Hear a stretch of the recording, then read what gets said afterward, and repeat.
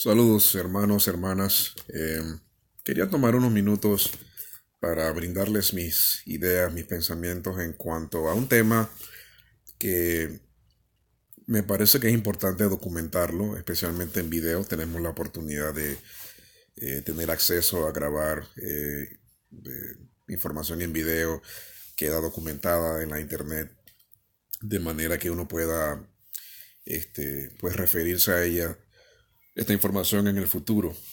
Y es un tema que, pues, como les decía, escucho recurrentemente en las redes sociales, eh, en países como los Estados Unidos, países de primer mundo en general, Alemania, Estados Unidos.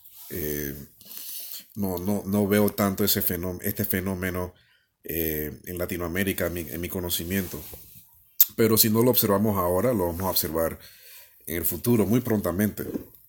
Y es el ateísmo. Es un tema que como creyentes, pues es nuestra responsabilidad tener una respuesta contundente, una respuesta seria eh, a los ataques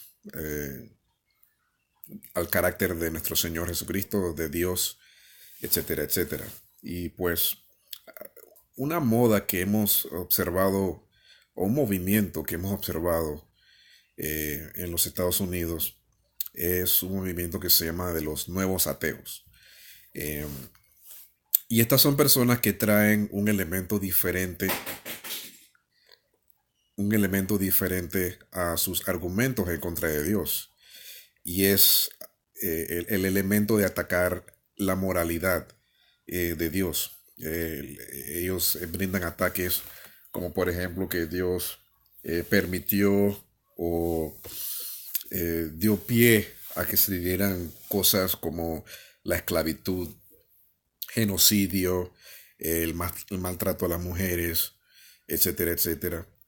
Y específicamente en este video voy a tratar el tema de la esclavitud, de la supuesta esclavitud que Dios no solamente permitió, sino también impulsó o animó a los judíos, a los hebreos en el Antiguo Testamento a participar. Y este es un argumento que obviamente en países como los Estados Unidos es un tema muy sensitivo porque, pues como ustedes saben, este país tiene una historia racial un poco lamentable en el sentido de que todos conocemos que los negros en este país fueron esclavizados por supuestos creyentes blancos, fueron torturados, abusados, fueron traídos a la fuerza de África para hacer trabajos rudos, etcétera, etcétera. Y como vamos a ver en este pequeño estudio, pues estas declaraciones, estas acusaciones no tienen base alguna, bíblicamente hablando. Pero sí es importante parar las mentiras.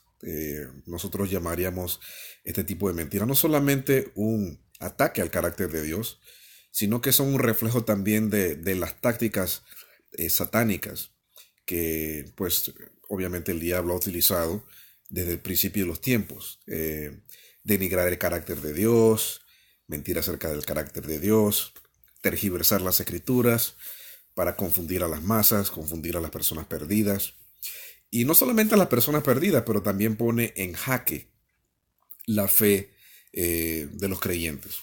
Así que pues tuve la iniciativa eh, de grabar este video debido a que lo escucho con mucha frecuencia, este ataque de que Dios permitió la esclavitud. Y a mí me parece que, bueno, es posible que este es un tema que se trae mucha colación, especialmente conmigo, porque por razones obvias, yo soy negro y soy creyente. Y pues, lógicamente hablando, una persona que pues odia a Dios, una persona que niega la existencia de Dios, y es antagonista a todo tipo, a cualquier religión, la pregunta que ellos harían es completamente válida. ¿Por qué tú siendo negro sería la pregunta que ellos harían. ¿Por qué tú siendo negro te someterías o seguirías a un Dios que no solamente permitió, pero abogó por la esclavitud de gente de tu etnia? O sea, no tiene sentido, o sea, no eh, da la impresión de que una persona como yo estamos cegados o no vivimos en la realidad o algo parecido. Eh, pero claro, obviamente hay respuestas. eh, Nuestras respuestas, estamos seguros, son satisfactorias. Creo que contestan contundentemente estas acusaciones. Y obviamente hay personas que ya tienen una mentalidad y ya han llegado a sus conclusiones, no quieren escuchar respuestas. Hay personas en la internet, bajo el anonimato, que están ahí no para aprender, están ahí para atacar. Pero también hay personas que están sinceramente interesadas en la verdad y quieren aprender más, quieren saber eh, qué respuestas nosotros tendríamos como creyentes. Y pues para estas personas estamos realizando este breve video. Lo primero que yo mencionaría es que forzar a una persona a trabajar o hacer algo en contra de su voluntad, eh, como se hizo en la esclavitud acá en los Estados Unidos o Inglaterra, no es bíblico. De hecho, la Biblia condena eso y lo condena de manera contundente. Si una persona fuese encontrada eh, tomando a alguien, secuestrando a alguien en contra de su voluntad, esta persona era sometida a pena de muerte. O sea, me parece que ya con esa idea, pues hemos desmantelado en la noción de que Dios permitió la esclavitud que se vio reflejada acá en los Estados Unidos o en Inglaterra. ¿Y cuáles son los textos a los que podemos referirnos? Bueno, fácil. Éxodo capítulo 21, versículo 16, Deuteronomio 24:7. Y no solamente en el Antiguo Testamento vemos este principio, también lo vemos en 1 Timoteo capítulo 1, versículo 10, en el Nuevo Testamento. Ese sería el primer punto. Obviamente, lógicamente sigue que las personas pues que trabajaban como esclavos, eh, se utiliza la palabra esclavos en el Antiguo Testamento, en Éxodo capítulo 21, eran personas que se habían vendido a sí mismas para trabajar para otra persona, obviamente una persona con más riquezas o con tierra para trabajar. Pero ¿por qué estas personas se vendían para hacer este tipo de cosas? Pues en tiempos del Antiguo Testamento, las familias se sostenían a sí mismas con los productos que ellos mismos cosechaban en sus tierras. Y pues si a una familia no le iba bien, pues obviamente quedaban bajo riesgo de morir a la intemperie o de sufrir hambre, pasar hambre y obviamente morir. Y pues Dios dio un canal para estas personas, dio un método para que estas personas pudieran sostenerse. Y no solamente era entre el pueblo de Israel, esta era una práctica que se realizaba en todo en todo ese, en todos los países que rodeaban a Israel, Canaán, etcétera, etcétera, para sostenerse. Y pues bajo esas condiciones se vendían a sí mismos. Pero eso lo vemos y la referencia bíblica para ese concepto lo encontramos en Levíticos capítulo 25, verso 47, donde dice que si una persona quedaba pobre y se vendía a sí misma.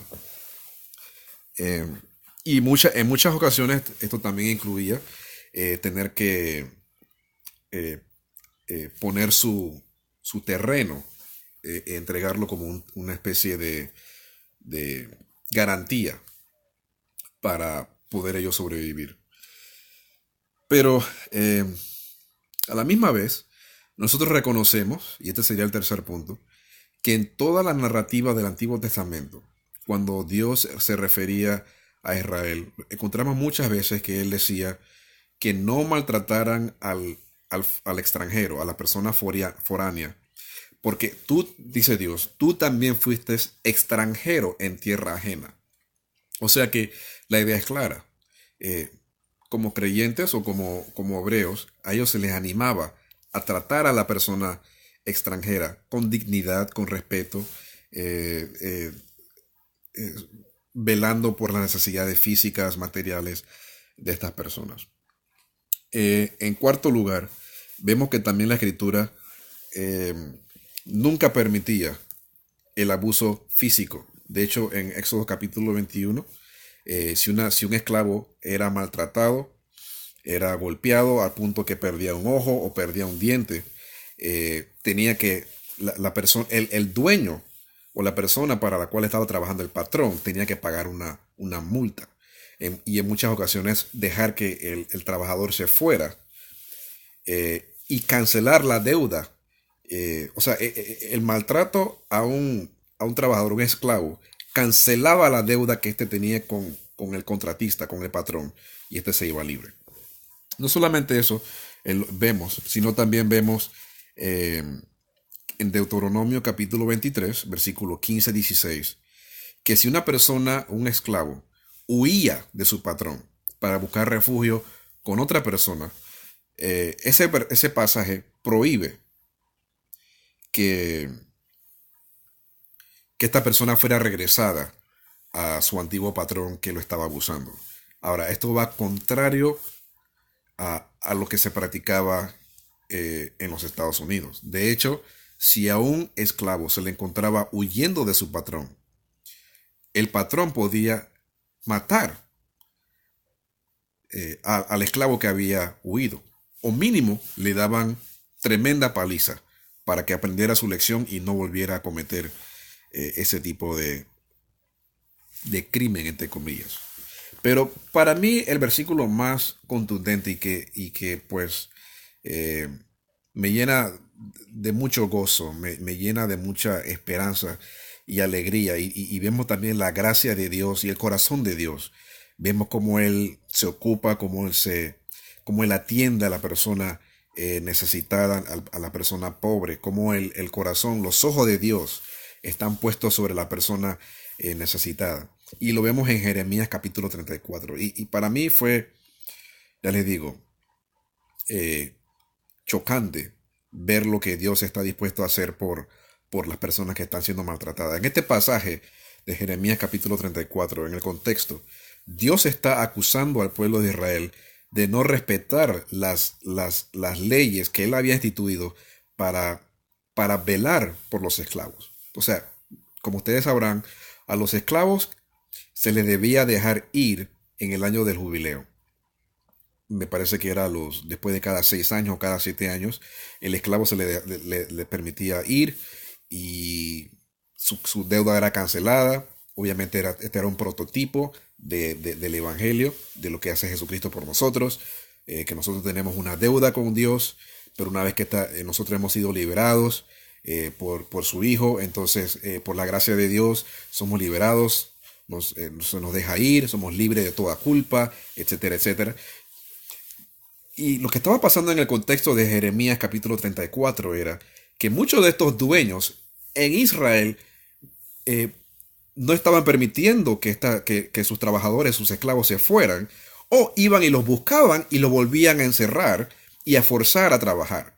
Y Dios le reclama a través del profeta Jeremías al pueblo de Israel, a los patrones, a los gobernantes, diciéndoles, ustedes están haciendo mal. Y por haber hecho esto, te voy a entregar entonces a los babilonios para que te destruyan. Y en efecto, los destruyeron por ese crimen y otras muchas cosas. Pero, ¿por qué nos llena de gozo? O sea, la idea de que Dios eh, sea un abusador o que Dios vea con agrado el abuso de una persona que Él mismo ha creado. Somos creados a la imagen de Dios. No existe en las escrituras. De hecho, lo que vemos es lo contrario. Que Él va al extremo para proteger a aquella persona que no está siendo protegida por el gobierno. Y Dios promete en este contexto destruir a aquellas personas en posiciones de poder por haber abusado de sus trabajadores y de sus esclavos. O sea, en otras palabras, amados hermanos y hermanas, eh, las acusaciones que traerán nuestros amigos ateos, por muy emocionales que sean, muy este, apeladoras, muy intrigantes que sean, cuando realmente comenzamos a estudiar las escrituras y ver los preceptos y el cuidado y el detalle que tuvo el Señor para proteger a aquellas personas que estaban a la intemperie, personas que estaban a la deriva, personas que estaban vulnerables.